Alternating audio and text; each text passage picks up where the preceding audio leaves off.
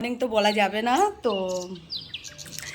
বেরিয়ে পড়ছি। আজকে অনেকটা দূরে যেতে হবে, তো যে দিকটা আমি যাব সেই দিকটা ধরুন অনেক বড় বড় মানে ক্রিকেট যারা খেলে ক্রিকেটারদের বাড়িও আছে, বড় বড় কলেজ আছে, কিন্তু সেগুলো হয়তো আমি নাম বলতে পারবো না, দেখাতে পারি যদি আমি দেখাবার কোনো সুবিধা পাই, আর নয়তো মন্দির টন্দির তো আছেই, তো ওগুলো তো দেখাবো।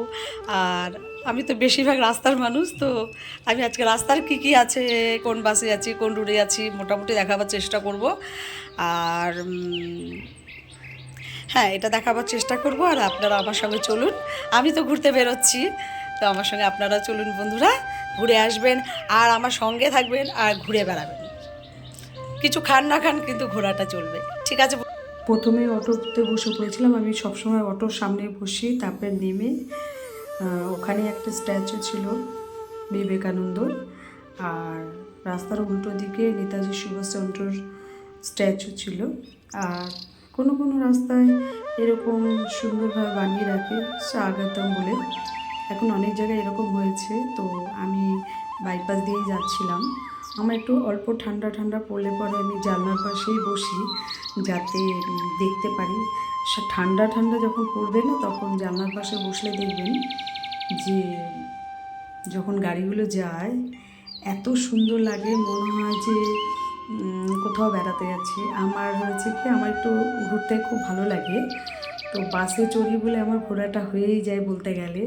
কিন্তু যখন ঠান্ডা পড়ে, ওশ পড়ে, মানে কুয়াশা টাইপের পড়ে না, তখন আমার ভীষণ ভালো লাগে। আর এই যে জায়গাটা দেখছেন, এখানে আগে তো ময়লা ঢিবি ছিল, কিন্তু এখন বিশাল বড় একটা দেখার জায়গা।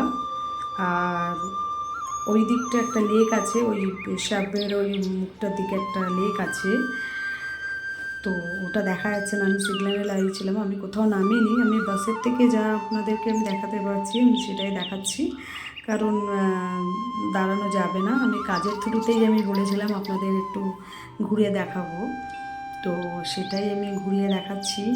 আর অপোজিট সাইডে একটা স্টেডিয়াম আছে, তো আমি যে পাশে বসেছিলাম সেখান থেকে স্টেডিয়ামটা দেখা যাবে না, তো যে পাশে বসেছিলাম সে পাশ থেকেই আমি যেটা দেখাতে পারছি সেটা আপনাদের দেখাচ্ছি। দেখুন, একটু ঠান্ডার সকাল তো, মানে মনে হচ্ছে যে কুয়াশা, কোথাও দূরে বেড়াতে যাচ্ছি, প্রকৃতি এতটা সুন্দর তো বলার মতন না। এটা হচ্ছে আপনাদের বর্তমান কাগজের আর কি কারখানা, এটা একটা হোটেল, তো খুব সুন্দর হোটেলটা। আমি যদি ওপাশ থেকে আসতে পারতাম দিনের বেলা, তো আমি আপনাদের দেখাতে পারতাম কত সুন্দর সুন্দর জিনিস। সবথেকে বড় কথা হচ্ছে এত সুন্দর গাছ, রাস্তার কাছে গাছপাতা, বা খুব সুন্দর বাড়ি। যেমন এই বাড়িটা তো দেখে মনে হচ্ছে বিদেশের বাড়ি, মানে ফরেনে টাইপেরই বাড়ি বেশিরভাগ দেখা যায়। আমি যদিও যাইনি, কিন্তু মুভি সিনেমা দেখে আমি বুঝতে পারি এই ধরনের কালার বা এই ধরনের বাড়ি দেখা যায়। তো আমি তো রাস্তায় যাই, আমার তো নানা রকম সুন্দর জিনিস দেখে, আমি সুন্দরের প্রিয়, সুন্দর দেখে আমি ভীষণ খুশি হই। তো আমি আপনাদেরকে বলেছিলাম বন্ধুরা, আমি বাইরে কী দেখি, কী দেখে আমি আনন্দ পাই, তাই আমি আপনাদের সঙ্গে শেয়ার করি। আপনারা দেখলে আপনাদেরও ভীষণ ভালো লাগবে।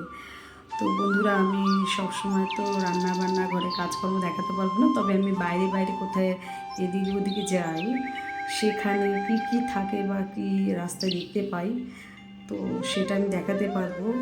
কারণ আমাদের কলকাতাও খুবই সুন্দর, প্রচুর জিনিস আছে দেখার। ফাইনালি আমি ওই বাড়িতে এসে পৌঁছেই গেছি। ওনাদের বাড়ির ভেতর দিয়েই সিঁড়ি, দোতলা বাড়ি। আর ভেতরে গিয়ে আমি একটা জিনিস দেখতে পেয়েছি, কাচের কিছু শোপিস ছিল, আমার ভীষণ পছন্দ হয়েছে, আমি সেটাকেই তুলে নিয়েছি, মানে শোপিসটা। মানে আমার সুন্দর জিনিস দেখতে ভীষণ ভালো লাগে, তো আমি আপনাদের সঙ্গে শেয়ার করি সুন্দর জিনিসটা। তো আমার এই ভিডিওটা ভালো লাগলে বন্ধুরা লাইক করবেন, সাবস্ক্রাইব করবেন, শেয়ার করবেন, কমেন্ট করবেন, ভালো লাগলে অবশ্যই কমেন্ট করবেন, আর সঙ্গে থাকবেন বন্ধুরা আমার। টাটা।